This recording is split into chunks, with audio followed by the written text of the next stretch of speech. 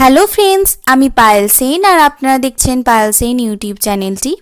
গত ক্লাসে আমি কিছু শব্দের মাধ্যমে ডেফিনিট আর্টিকেলসের ব্যবহারের ধারণা আপনাদের কাছে ক্লিয়ার করেছি।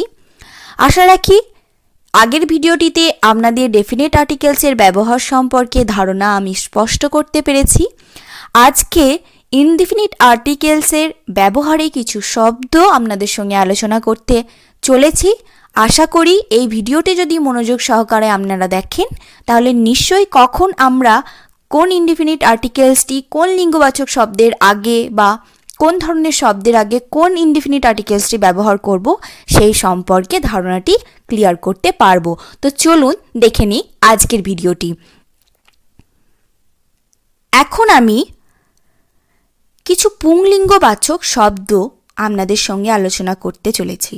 যেহেতু এগুলি পুংলিঙ্গবাচক শব্দ, তাই এর আগে যে ইনডিফিনিট আর্টিকেলসটি আমি ব্যবহার করব সেটি হচ্ছে আ ক্রেয়ন অর্থাৎ একটি পেন্সিল, স্টিলো অর্থাৎ একটি পেন, কলি অর্থাৎ একটি বক্স, কাইয়ে অর্থাৎ একটি খাতা, তাম্বর অর্থাৎ একটি স্ট্যাম্প, রেস্টুরেন্ট অর্থাৎ রেস্তোরাঁ বা রেস্টুরেন্ট। ক্রায়ন, স্টিলো, কলি, কাইয়ে, তাম্বর, রেস্টুরেন্ট অর্থাৎ এই শব্দগুলি হলো সবই পুংলিঙ্গবাচক শব্দ, তাই এর আগে আমি ইনডিফিনিট আর্টিকেলসটি ব্যবহার করেছি। এই ইনডিফিনিট আর্টিকেলসগুলির ব্যবহারের সাথে সাথে কিন্তু কিছু শব্দের ব্যবহার আমি এখানে করেছি, যেমন পেন্সিল, পেন, বক্স, খাতা, যেগুলো আমাদের দৈনন্দিন জীবনে খুব ব্যবহারিক কিছু শব্দ, যার ফলে কিন্তু খুব সহজেই আমরা ইনডিফিনিট আর্টিকেলসের সাথে সেই শব্দগুলির ব্যবহার কিন্তু করতে পারবো। এরপর আমি দেখে নেব কিছু স্ত্রীলিঙ্গবাচক শব্দ এবং সেই শব্দের আগে আমরা কোন ইনডিফিনিট আর্টিকেলসটি ব্যবহার করব। চলুন দেখে নিই। যেহেতু এগুলি স্ত্রীলিঙ্গবাচক শব্দ, তাই এর আগে আমি ইনডিফিনিট আর্টিকেলসটির ব্যবহার করব। অর্থাৎ একটি টেবিল, একটি পোস্টকার্ড, একটি চিঠি, একটি বক্স, একটি ঘড়ি, একটি দরজা, একটি ডুমুর, এগুলি বোঝাতে যেহেতু এগুলি স্ত্রীলিঙ্গবাচক শব্দ, তাই এর আগে আমি ইনডিফিনিট আর্টিকেলসটির ব্যবহার করব। টেবল অর্থাৎ একটি টেবিল, কার্ড পোস্টাল অর্থাৎ একটি পোস্টকার্ড, লেথ অর্থাৎ একটি চিঠি, বয়াত অর্থাৎ একটি বক্স, মন্থ অর্থাৎ একটি ঘড়ি, পোথ অর্থাৎ একটি দরজা, ফিগ অর্থাৎ একটি ডুমুর, টাবল, কার্ড পোস্টাল, লেথ, বয়াত, মন্থ, পোথ, ফিগ। এই গেল স্ত্রীলিঙ্গবাচক কিছু শব্দের উদাহরণ। এরপর আমরা বহুবচনযুক্ত শব্দের আগে কোন ইনডিফিনিট আর্টিকেলসটি হয় সেটি দেখে নেব। চলুন। ডেফিনিট আর্টিকেলসের ক্ষেত্রে বহুবচন বোঝাতে আমরা লের ব্যবহার করেছিলাম। ইনডিফিনিট আর্টিকেলসে বহুবচন বোঝাতে আমরা দের ব্যবহার করব। কিন্তু পার্থক্য শুধু এটাই যে কোনো বাক্যে যখন আমরা the fruits, the vegetables, the flowers এর ব্যবহার করব, অর্থাৎ নির্দিষ্ট করে সেই বহুবচনযুক্ত শব্দগুলি বলবো, সেই ক্ষেত্রে আমরা ডেফিনিট আর্টিকেলসের আশ্রয় নেব। কিন্তু যখন নির্দিষ্ট করে কোনো বহুবচন বলবো না, যেমন ছেলেগুলি, মেয়েগুলি, ফলগুলি, ফুলগুলি, শাকসবজিগুলি, এইভাবে অনির্দিষ্টভাবে বলবো, তখন আমরা ইনডিফিনিট আর্টিকেলসের আশ্রয় নেব।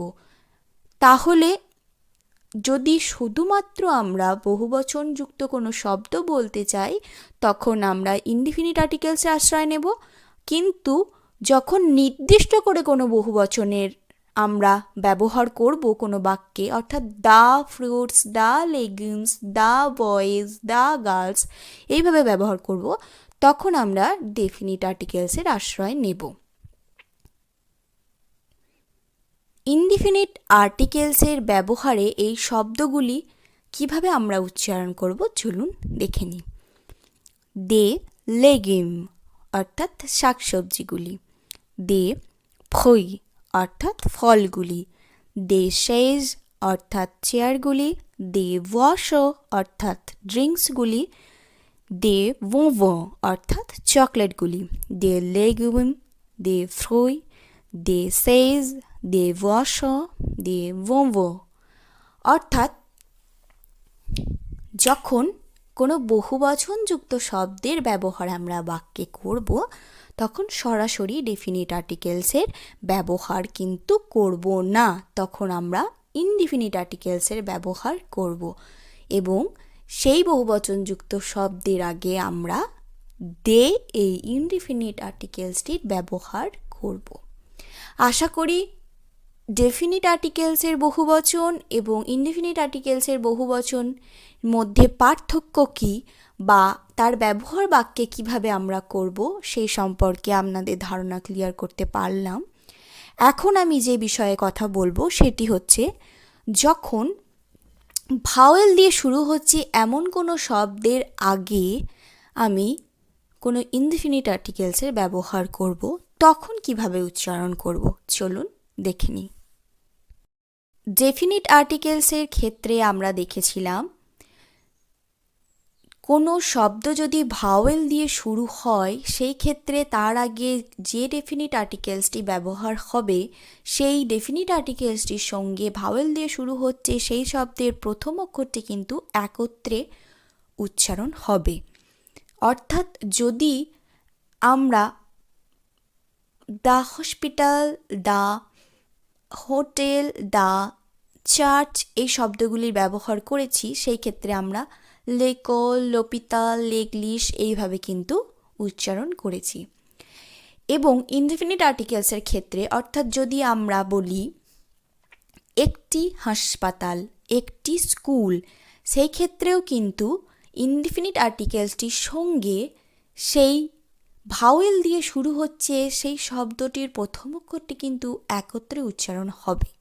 যেমন যদি আমরা বলি একটি হসপিটাল সেই ক্ষেত্রে আমরা বলবো আনোপিতাল, বলবো না কিন্তু ওপিতাল। অর্থাৎ ইনডিফিনিট আর্টিকেলসটি এবং সেই শব্দটির মাঝে কোনো শূন্যতা রাখবো না বা স্পেস রাখবো না, একত্রে শব্দটির উচ্চারণ করব।